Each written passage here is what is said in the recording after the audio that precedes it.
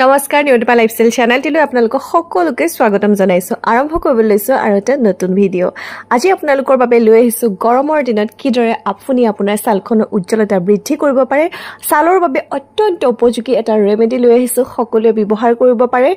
গৰমত যদি আপোনাৰ ছালখন অত্যন্ত ঘামে গৰমত যদি আপোনাৰ ছালখনৰ উজ্জ্বলতা একেবাৰে নাইকা হৈ গৈছে গৰমত যদি আপোনাৰ পিম্পলছ একনি প্ৰবলেমটো হয় বা ঘামচিৰ সমস্যাটো আছে আপোনালোকে এই ৰেমেডিটো ব্যৱহাৰ কৰি আপোনাৰ ছালখনৰ উজ্জ্বলতা বৃদ্ধি কৰিব পাৰে কোনো ধৰণৰ কেমিকেল নাই ঘৰুৱা সামগ্ৰী ব্যৱহাৰ কৰিব পাৰে প্ৰত্যেককে ব্যৱহাৰ কৰিব পাৰে একেবাৰে সৰুৰ পৰা ডাঙৰলৈকে এই ৰেমেডিটো ব্যৱহাৰ কৰিব পাৰে লগতে চুলিৰ বাবে লৈ আহিছো এটা হেয়াৰ টনিক যিসকলে হেয়াৰ পেক ব্যৱহাৰ কৰি বেয়া পায় আপোনালোকে এই হেয়াৰ টনিকটো ব্যৱহাৰ কৰি আপোনাৰ চুলি কুছাৰ সৌন্দৰ্য বৃদ্ধি কৰিব পাৰে টপিকটো যদি ভাল লাগিছে ভিডিঅ'টো এটা লাইক কৰি দিব আৰু যদি লাইক কৰিছে মোৰ ফালৰ পৰা বহুত বহুত ধন্যবাদ বলক তেনেহলে পলম নকৰি আজিৰ ভিডিঅ'টো আৰম্ভ কৰো দুটামান ৰেমেডি প্ৰস্তুত কৰিবলৈ আছিল আজি ভাবিলো যে গুটেইখিনি কাম একেলগে কৰি পেলাও এয়া দেখিছানে আমাৰ বাৰীৰ নৰসিংহ গছ এই নৰসিংহ গছজোপাৰ পৰা মই বহুতো ৰেমেডি আগতে প্ৰস্তুত কৰিছিলো আজিও কৰিম বুলি ভাবিছো নৰসিংহ মই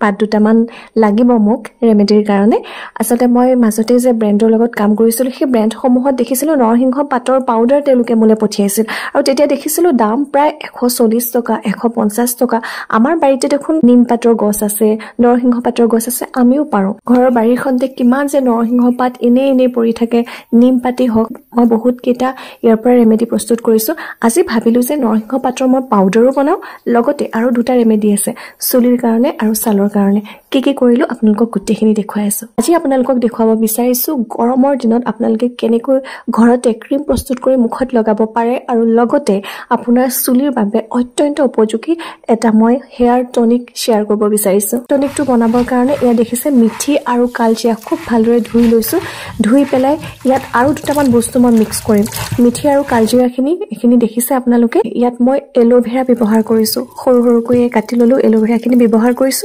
এলোভেৰাৰ পাছতে ইয়াত মই ব্যৱহাৰ কৰিম এমুঠিমান নৰসিংহ পাত আৰু এতিয়া ইয়াত প্ৰায় 2 গিলাস পানী দিম বেছি পানী নালাগে 2 গিলাস পানী দিয়াৰ পিছতে এখিনি আমি বইল কৰিম যি সকলে হেয়াৰ পেক লগাই পেলাই বেয়া পায় খুব ভাল হয় হেয়াৰ টনিক আপোনালোকে খুব ধুনীয়াকৈ আপোনাৰ চুলিৰ গুৰিত লগাব পাৰে সৰু ল'ৰা-ছোৱালীৰ পৰা ধৰি ডাঙৰ বয়সস্থ লোকসকলেও প্ৰত্যেককে ব্যৱহাৰ কৰিব পাৰে এখিনি বইল হয় মানে মই এতিয়া ক্ৰীমটো প্ৰস্তুত কৰিম ক্ৰীমটো প্ৰস্তুত কৰিবলৈ মই আনি থৈছিলো আকৌ নিম পাতখিনি ভালদৰে ধুই ল'ব আৰু ধুই লোৱাৰ পাছতে মিক্সিত এই নিম পাতখিনি মই এতিয়া পিছি লম আপোনালোকে পানী ব্যৱহাৰ কৰিব পাৰে আৰু পিছি লোৱাৰ পিছতে কি কৰিব ভালদৰে সেকি ল'ব আপোনালোকে ক্ৰীমখিনি প্ৰস্তুত কৰিবলৈ মই এটা বটল লৈ লৈছো ইয়াত মই এলোভেৰা জেল ব্যৱহাৰ কৰিছো পতঞ্জলি এলোভেৰা জেল অকনমান হালধি গুড়ি ব্যৱহাৰ কৰিছো পিওৰ যেটো বাদাম তেল ব্যৱহাৰ কৰিছো আধা চামুচমান ইয়াৰ পিছত অলপ নিম পাতৰ ৰস এড কৰি পেলাই গুটেইটা বস্তু ভালদৰে মিক্স কৰি লব মিক্স কৰাৰ পিছতে আপোনাৰ ক্ৰীমটো প্ৰস্তুত হৈ যাব এফালে দেখিছে আমাৰ হেয়াৰ টনিকটো প্ৰস্তুত হৈ গৈছে আপোনালোকে যদি 2 গিলাস পানী ব্যৱহাৰ কৰে যেতিয়া 1 গিলাস হ'ব ইয়াৰ পৰিমাণটো তেতিয়া আপোনালোকে গেছটো অফ কৰি দিব